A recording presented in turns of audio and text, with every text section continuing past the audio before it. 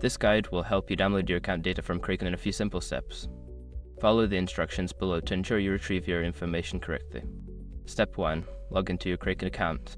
Visit the Kraken website and enter your login credentials to access your account. Make sure you are using a secure network to protect your information. Step 2. Navigate to the Reports section. Once logged in, find the Reports option in the main menu. This section contains various tools for managing your account data and generating reports. Step 3. Select the data type. In the Reports section, choose the type of data you wish to download. Options may include transaction history, trade history, or account statements. Select the appropriate option based on your needs. Step 4. Set the date range. After selecting the data type, specify the date range for the data you want to download. This will help you narrow down the information to the relevant time period. Step 5. Download the data. Once you have configured the settings, click on the download button.